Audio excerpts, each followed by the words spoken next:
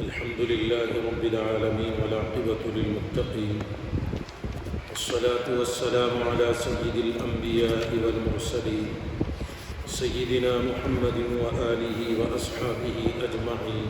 أما بعد، فأعوذ بالله من الشيطان الرجيم. بسم الله الرحمن الرحيم. لم يكن الذين كفروا من أهل الكتاب والمشركين منفكين حتى تأتيهم البينة، رسول من الله يتلو صحفا مطهرة فيها كتب قيمة، وما تفرق الذين أوتوا الكتاب إلا من بعد ما جاءتهم البينة، وما أمروا إلا ليعبدوا الله مخلصين له الدين حنفاء ويقيموا الصلاة ويؤتوا الزكاة وذلك دين القيمة. إن الذين كفروا من أهل الكتاب والمشركين في نار جهنم خالدين فيها، أولئك هم شر البرية. إن الذين آمنوا وعملوا الصالحات أولئك هم خير البرية، جزاؤهم عند ربهم جنات عدن تجري من تحتها الأنهار خالدين فيها أبدا، رضي الله عنهم ورضوا عنه، ذلك لمن خشي ربه. صدق اللہ العظیم. محترم دوستو، بزرگوں، بھائیوں، سورۃ البینہ کی تفسیر اور اس کی تشریح بیان کی جا رہی ہے. ویسے قرآن پاک کی یہ وہ صورت ہے جس میں اللہ تبارک و تعالیٰ نے پیارے نبی علیہ السلام کے دنیا میں مبعوث فرمائے جانے کی ضرورت کو بتایا گیا ہے. اللہ کے نبی کا دنیا میں آنا کتنا ضروری ہے، کتنا ضروری تھا، اور کس بنیاد پر اللہ کے نبی علیہ السلام کو دنیا میں بھیج کر اللہ نے امت کی رہنمائی اور رہبری کا کام کیا، اس کا ذکر اس صورت میں کیا گیا. اور اسی بعثت کے مقصد کو بیان کرنے کی بنیاد پر اللہ تبارک و تعالیٰ کے ہاں اس صورت کی بڑی اہمیت اور اس کی بڑی مقبولیت تھی.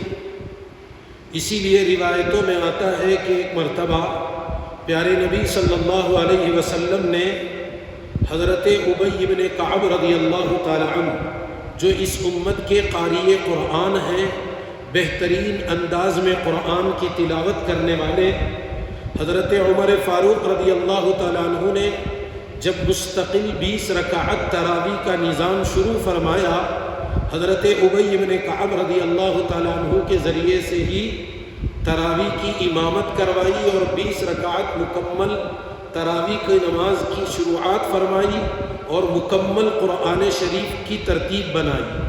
وہ ابی بن کعب رضی اللہ تعالیٰ عنہ سے ایک مرتبہ پیارے نبی علیہ السلام نے ارشاد فرمایا کہ ابی، تم مجھے سورۃ البینہ تلاوت کر کے سناؤ. حضرت ابی بن کعب رضی اللہ تعالیٰ عنہ پریشان ہو گئے، اور اللہ کے نبی علیہ السلام نے فرمایا کہ ابی، اللہ تعالیٰ نے مجھے حکم دیا ہے کہ میں تم سے سورۃ البینہ سنوں. حضرت ابی بن کعب رضی اللہ تعالیٰ عنہ پریشان ہو گئے. فرمایا کہ اللہ کے نبی، قرآن تو آپ پر اترا ہے، قرآن کے اصل ماہر تو آپ ہیں، آپ سے ہم نے قرآن سیکھا ہے، ہماری کیا مجال، کیا ہمت کہ میں آپ کو اللہ کا کلام سورۃ البینہ یعنی قرآن مجید سناؤں. حضرت ابی بن کعب رضی اللہ تعالیٰ عنہ کے آنکھوں سے آنسو آ گئے. وہ خوشی کے بھی آنسو تھے اور تعجب بھی انہیں ہو رہا تھا کہ اللہ کے نبی کو حضرت ابی بن کعب سے قرآن سننے کا حکم دیا گیا. اسی لیے حضرت ابی بن کعب رضی اللہ تعالیٰ عنہ نے اللہ کے نبی سے پوچھا اللہ سمانی، کیا اللہ میرا نام لے کر کے بتائے؟ پیارے آقا صلی اللہ علیہ وسلم نے ارشاد فرمایا کہ ہاں اللہ نے تمہارا نام لے کر کے بتایا ہے کہ ابی بن کعب سے میں سورۃ البینہ سنوں۔ حضرت ابی بن کعب رضی اللہ تعالیٰ عنہ خوش بھی ہوئے اور اللہ کے اس اعزاز پر ان کی آنکھوں سے آنسو آئے اور وہ سوچنے لگے کہ قرآن تو اللہ کے نبی پہ نازل ہوا لیکن مجھ سے قرآن پڑھوایا گیا اور اللہ کے نبی نے مجھ سے سنا۔ چنانچہ حضرت ابی بن کعب رضی اللہ تعالیٰ عنہ نے سورۃ البینہ اللہ کے نبی علیہ السلام کو سنائی۔ آپ اندازہ لگائے پورے قرآن شریف میں جبکہ بڑی بڑی صورتیں ہیں، بڑی عظمت والی صورتوں کا ذکر آتا ہے، سورہ یاسین ہے، سورہ کہف ہے، سورہ واقعہ ہے، سورہ ملک ہے، سورہ رحمان ہے، سورہ مزمل ہے، ایسی کتنی قرآن پاک میں صورتیں ہیں، لیکن ان سب میں سورۃ البینہ کا انتخاب کرنا، سورۃ البینہ کے سنانے کی بات کرنا، یہ خود سورۃ البینہ کی اہمیت اور اس کی عظمت کو بتاتا ہے۔ تو بہرحال حضرت ابی بن کعب رضی اللہ تعالیٰ عنہ کے ذریعے سے اللہ کے نبی نے سورۃ البینہ سنی ہے۔ یہ وہ صورت ہے جس میں اللہ تبارک و تعالیٰ نے کافروں کا ذکر کرتے ہوئے دو قسم کے کافروں کا ذکر فرمایا، ایک اہل کتاب والے کافر اور دوسرے مکۃ المکرمہ کے مشرکین عرب جو وہ بھی کافر تھے۔ دونوں قسم کے کافروں کے بارے میں اللہ تبارک و تعالیٰ نے ارشاد فرمایا کہ یہ اس قدر جہالت اور گمراہی اور کفر میں پڑے ہوئے ہیں کہ ان کی ہدایت اور ان کی رہنمائی اور ان کو اس گمراہی سے نکالنے کا ایک ہی ذریعہ ہے اور وہ ہے کہ ان کے درمیان ایک رسول کو بھیجا جائے، ایک رسول کو مبعوث کیا جائے۔ چنانچہ اللہ تبارک و تعالیٰ نے اس کا ذکر اس انداز میں فرمایا کہ حتیٰ تأتیہم البینہ، یہاں تک کہ ان کے درمیان ایک روشن دلیل نہ آ جائے، واضح دلیل ان کے درمیان میں نہ آ جائے۔ اور وہ واضح دلیل اللہ کے نبی کا ذکر کرتے ہوئے فرمایا گیا رسول من اللہ یتلو صحفا مطہرہ، کہ ایک رسول بھیجے جائیں جو قرآن صحیفے، پاکیزہ صحیفے ان کے سامنے تلاوت کرے۔ گزشتہ موقع پر تلاوت کے بارے میں بتا دیا گیا تھا، ایک ہوتا ہے قرأت کرنا اور ایک ہوتا ہے تلاوت کرنا۔ تلاوت کا مطلب ہے جس نے قرآن اتارا، جس نے جو کتاب لکھی اس کے منشے کے مطابق پڑھنے کا نام تلاوت ہوتا ہے۔ امت مسلمہ سے بھی یتلو کا لفظ لا کر کے قرآن کو قرآن کے طرز پر پڑھنے کا حکم دیا گیا، یعنی قرآن کو تلاوت کے انداز اور طرز میں پڑھنے کا، تجوید کے ساتھ، ترتیل کے ساتھ، سارے آداب اور اصول کی رعایت کے ساتھ قرآن پاک کی تلاوت کا حکم امت کو دیا گیا۔ بہرحال آگے والی آیتوں میں جہاں سے ہمیں آگے بڑھنا ہے اس میں اللہ تعالیٰ نے انسانوں کے دو گروہ کا ذکر فرمایا جو آخر میں نتیجے میں وہ تین حصوں میں بٹ جائیں گے۔ دو گروہ کا ذکر کرتے ہوئے فرمایا کہ پہلی بات تو یہ کہ اس قدر جہالت میں لوگ پڑے ہوئے تھے، اس قدر گمراہی میں چلے گئے تھے، اس قدر لوگ غلط راہ پہ چل پڑے تھے کہ ان کا اس غلطی سے نکلنا، گمراہی سے نکلنا، جہالت سے نکلنا ناممکن تھا جب تک کہ اللہ کے نبی ان کے درمیان میں نہ آتے۔ آخر کار اللہ تعالیٰ نے میرے اور آپ کے آقا سرور کونین تاجدار مدینہ خاتم الانبیاء حضرت محمد الرسول اللہ صلی اللہ علیہ وسلم کو ان کے درمیان نبی بنا کر کے مبعوث فرمایا۔ آپ کی آمد ہو گئی۔ آپ کی آمد کے بعد انسانوں کی اصلاً دو جماعتیں بن گئی، ایک وہ جو اللہ کے نبی کی باتوں کو ماننے والے، اللہ کے نبی کے لائے ہوئے اسلام اور شریعت مطہرہ پر ایمان لانے والے، اللہ پر ایمان لائے، اللہ کے نبی پر ایمان لائے، اس کی کتاب، اللہ کی کتابوں پر ایمان لائے، جن جن چیزوں پر ایمان لانے کا تقاضا اور حکم ہے وہ ساری چیزوں پر وہ ایمان لے کر کے آئے۔ ایک تو یہ وہ جماعت بنی جن کو ایمان والے کہا جاتا ہے۔ دوسرا گروہ وہ بنا جنہوں نے کفر کیا، شرک کیا، نافرمانی کی اور اللہ کے نبی کے آنے کے باوجود، اس کے باوجود بھی وہ ایمان نہیں لائے۔ ایمان نہ لانے کی کئی وجوہات بیان کی گئی۔ کیوں ایمان نہیں لائے؟ اہل کتاب کے بارے میں آتا ہے، یہود و نصارہ کے بارے میں، کہ وہ اللہ کے نبی علیہ السلام کو نبی برحق مانتے تھے، وہ جانتے تھے۔ آسمانی پچھلی کتابوں میں اہل کتاب کو حضرت موسیٰ علیہ السلام، حضرت عیسیٰ علیہ السلام نے اللہ کے نبی کی آمد کی خوشخبری سنائی، اور اللہ کے نبی علیہ السلام کے فضائل ان کو بتائے، اور اللہ کے نبی علیہ السلام کا نام نامی اسم گرامی تک بتایا۔ باقاعدہ ذکر آیا ہے حضرت عیسیٰ سورہ صف میں اللہ نے اس کا ذکر کیا کہ من بعد اسمہ احمد، ایک نبی آنے والے ہیں جن کا نام نامی اسم گرامی احمد ہوگا۔ تو جاننے کے باوجود اللہ کے نبی پر ایمان نہیں لائے، اللہ کے نبی کی باتوں کو نہیں مانا، بلکہ ایمان کے مقابلے میں کفر کو پسند کیا، کفر پر اپنی زندگی گزاری، اور اسی شرک اور کفر کی حالت میں دنیا سے چلے گئے۔ وجہ اہل کتاب کے بارے میں آتا ہے کہ اللہ کے نبی سے ان کو حسد تھا، بغض تھا۔ وہ یہ سمجھتے تھے کہ ہم انبیاء کے خاندان کے لوگ ہیں، ہمارے ہی خاندانوں میں، ہماری نسلوں میں نبیوں کا سلسلہ چلے گا۔ چونکہ اللہ تبارک و تعالیٰ نے بنی اسرائیل میں ایک بہت بڑی تعداد انبیاء کی اللہ نے مبعوث فرمائی، جس کے نتیجے میں اسی خاندان اور نسل سے یہودی اور نصرانی حضرت موسیٰ علیہ السلام، عیسیٰ علیہ السلام، اصلاً حضرت ابراہیم علیہ السلام کے دو اولاد ہوئی، ایک حضرت اسحاق علیہ السلام اور ایک حضرت اسماعیل علیہ السلام۔ وہاں سے اللہ نے نبیوں کے سلسلے کی تقسیم فرمائی تھی، تو حضرت اسحاق علیہ السلام کے سلسلے میں سارے نبیوں کا سلسلہ جاری رہا۔ اچانک جب دیکھا کہ مکے کے اندر نبی مبعوث ہو رہے، تو اللہ تعالیٰ نے وہ خاندان قریش میں حضرت اسماعیل علیہ السلام کی نسل اور آپ کے خاندان میں اللہ کے نبی کو مبعوث فرمایا۔ تو یہ چیز ان کے لیے حسد کا سبب بن گئی۔ انہوں نے سوچا کہ بھائی ہمارے خاندان سے ہٹ کر کے نبوت دوسرے خاندان میں، قریش میں کیسے چلی گئی؟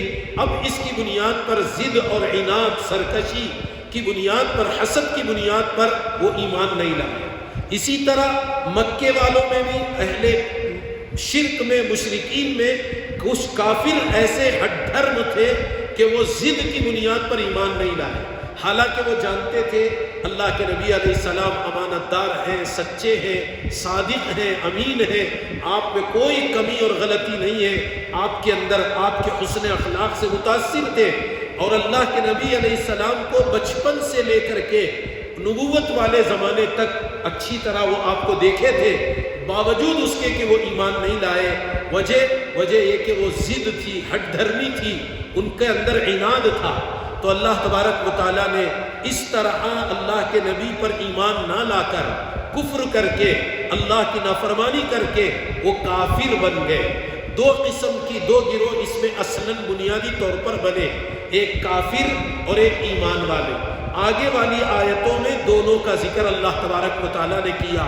جب کافروں کا ذکر کیا تو کافروں میں اہل کتاب والے کافروں کا بھی ذکر کیا، اور مشرکین مکہ کے کافروں کا بھی ذکر کرتے ہوئے اللہ تبارک و تعالیٰ نے فرمایا ان الذین کفروا من اہل الکتاب، بے شک جن لوگوں نے کفر کیا، نافرمانی کی، وہ اہل کتاب میں سے ہوں، والمشرکین، اور وہ مشرکین میں سے ہوں، فی نار جہنم، وہ جہنم کی آگ میں داخل ہونے والے ہیں قیامت میں۔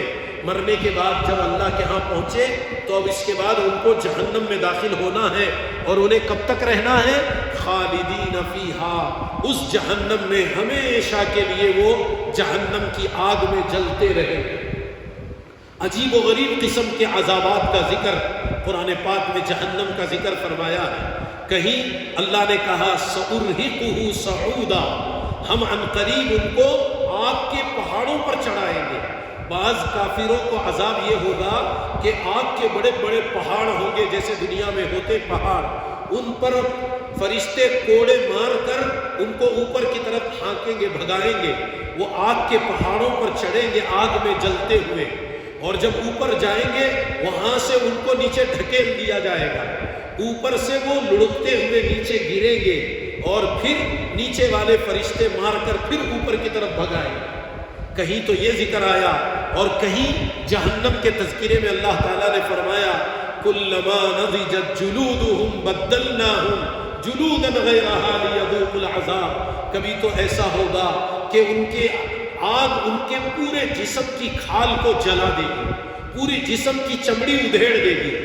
قرآن نے کہا کلما نضجت جلودہم، جب بھی ان کی کھال کھینچ لی جائے گی، سر سے لے کر پیر تک پورے جسم کا چمڑا وہ آگ جلا کے اتار دے گی، نیا چمڑا آئے گا، پھر اس کو جلا کر کے نکال دے گی۔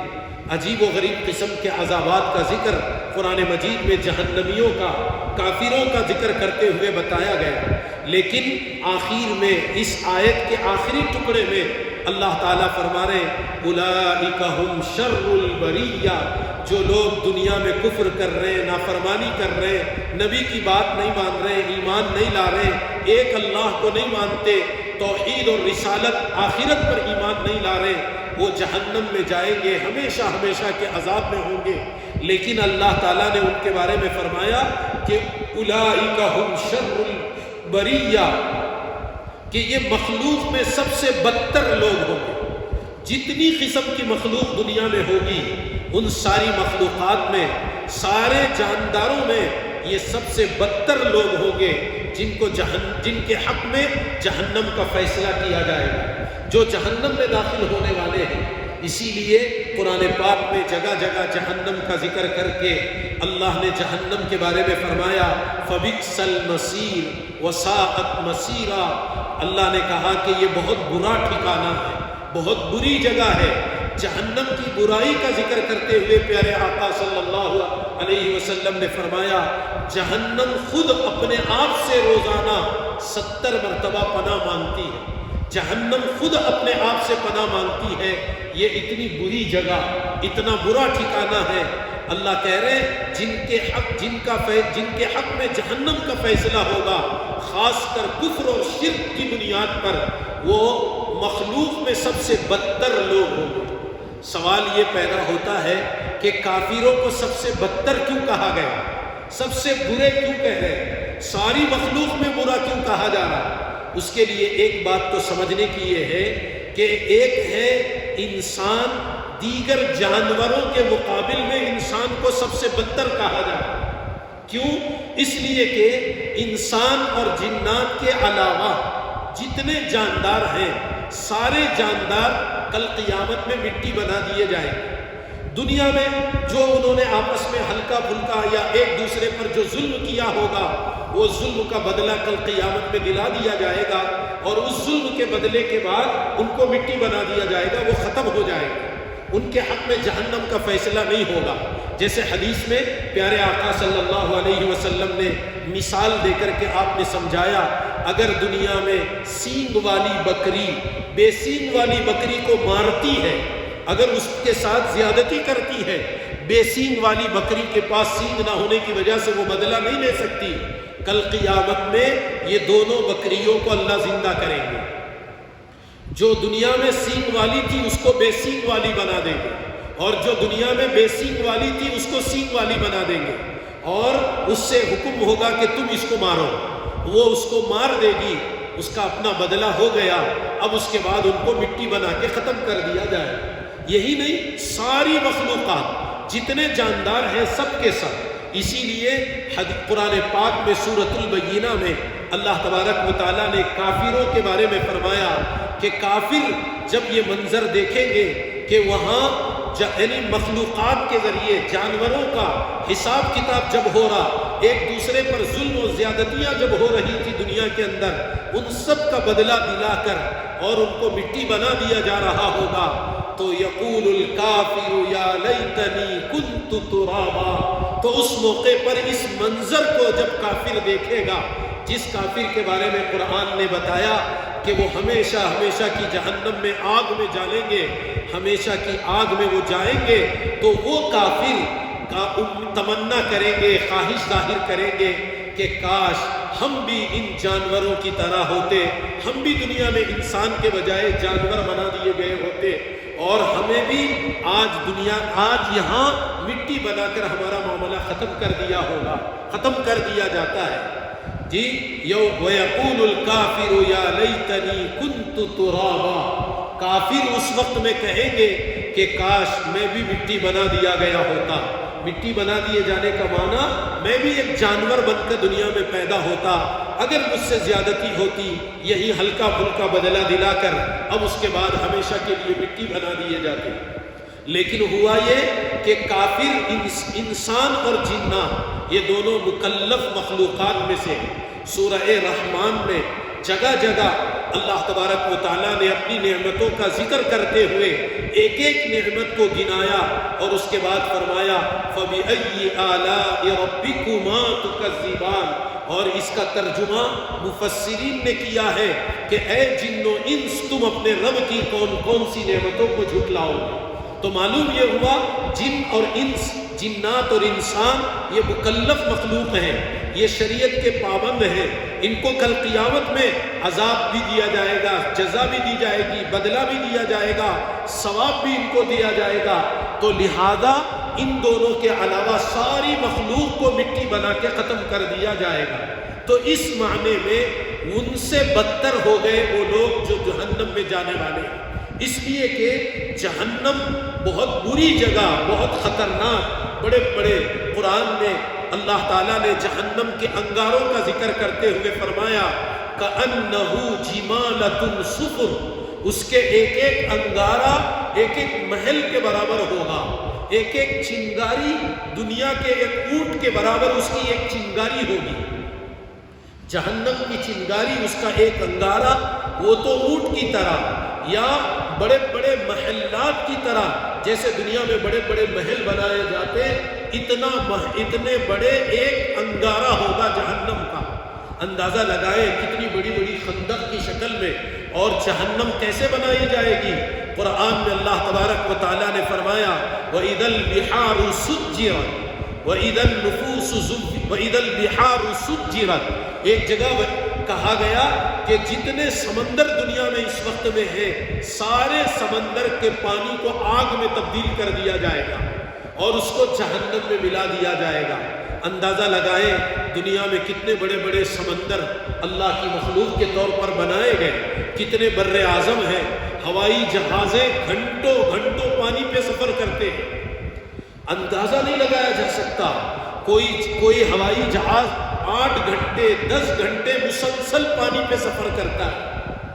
ہم نے دیکھا کہ ٹون میں، ساؤتھ افریقہ میں مرج البحرین ہے، وہاں مرج البحرین کی جگہ وہ وہاں گھومنے پھرنے کی جگہ بنائے، مرج البحرین 2 سمندر ملنے کی جگہ بنائی گئی، وہاں سمندری روٹ لکھے گئے، ایک ایک ملک کو جانے کے لیے اس سمندر کے راستے سے اگر کوئی آدمی جاتا ہے کتنے میل کا راستہ ہے۔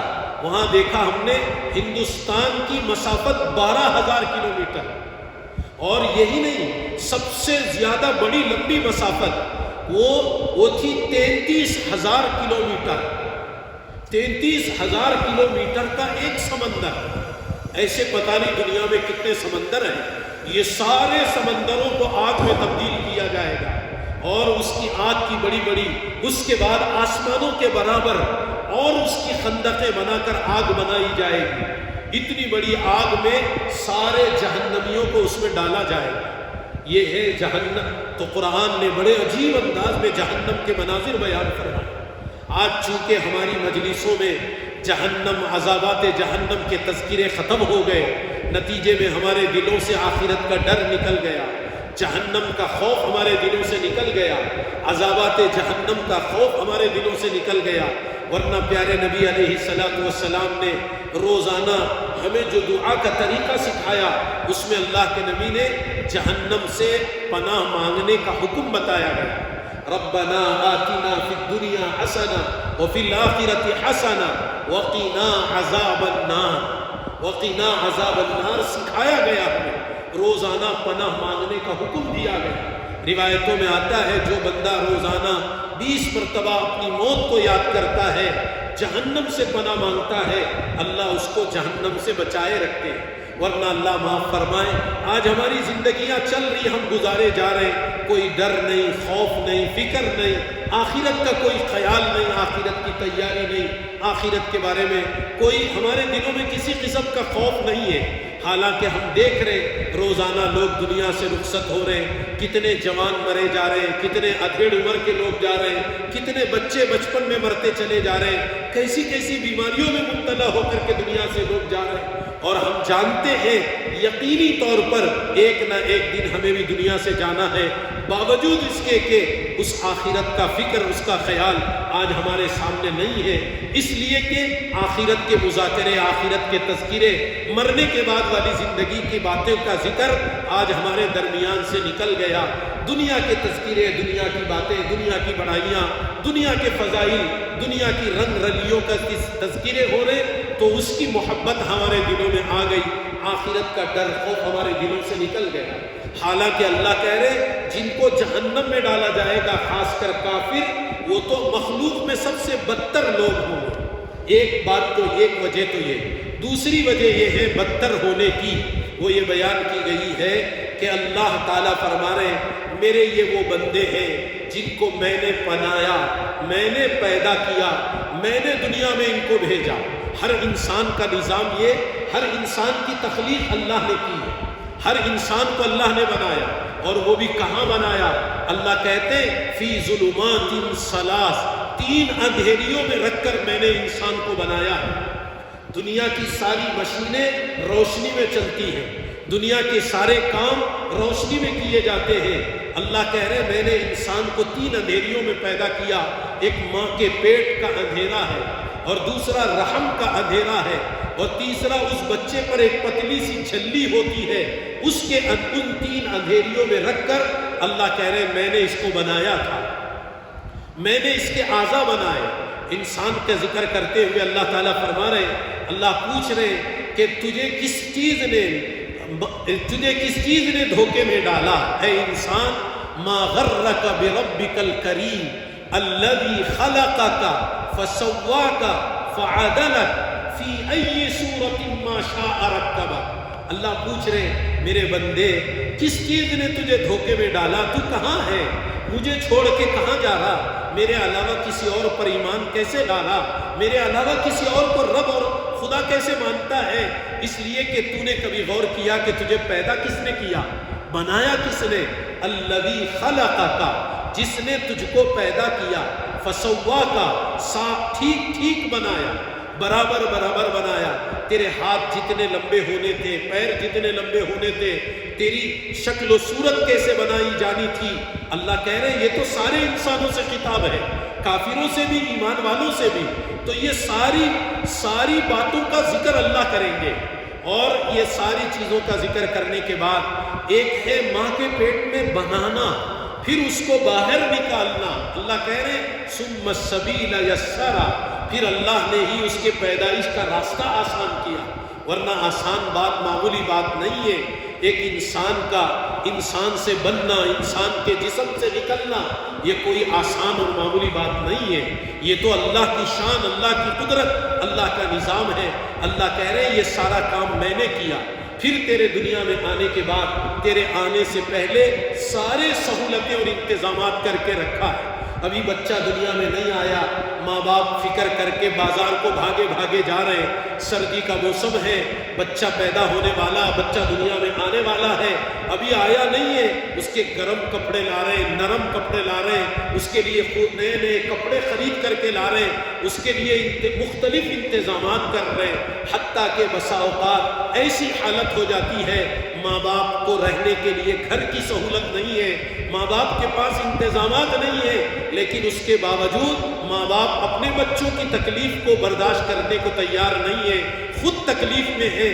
کہیں ایسا ہوتا ہے بارش ہو گئی، رات میں گھر ٹپکنے لگا، پانی گھر میں داخل ہو گیا، ماں باپ کو بیٹھنے اور آرام کرنے کی جگہ نہیں ہے، خود کھڑے ہیں، خود بیٹھے ہیں، مگر بچوں کو اپنے گود میں لے کے سلائے جا رہے ہیں۔ اللہ کہہ رہے ہیں یہ ساری قربانیاں تیرے ماں باپ کس کی وجہ سے دے رہے ہیں؟ اگر میں تیرے ماں باپ کے دل میں تیری محبت نہ ڈالتا تو تیرے ماں باپ تیرے لیے یہ ساری تکلیفیں، قربانیاں کیسے برداشت کر لیتے؟ اللہ کہیں گے یہ سارا کام، یہ سارا نظام کس نے کیا؟ ایک ایک نعمت کا ذکر کیا جائے گا۔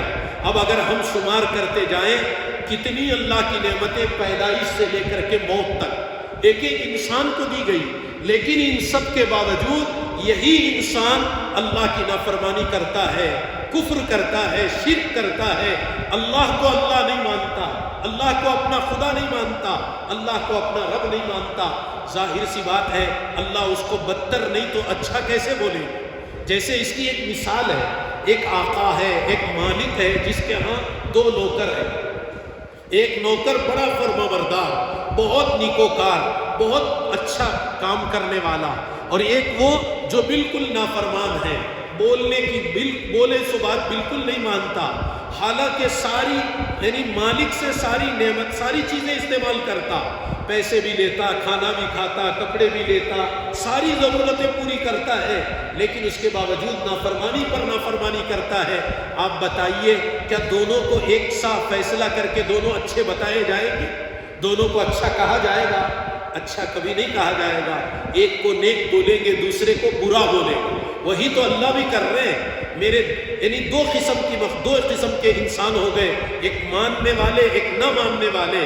نہ ماننے والوں کو اللہ نے کہا اولئک ھم شر البریہ، یہ وہ لوگ ہیں جو مخلوق میں سب سے بدتر ہیں، سب سے برے ہیں۔ اللہ کہیں گے میرے سارے احسانات کو انہوں نے بھلا دیا، میری نافرمانی انہوں نے کی، اسی لیے کہا جائے گا کہ یہ نافرمان انسان ہے، یہ نافرمان بندے۔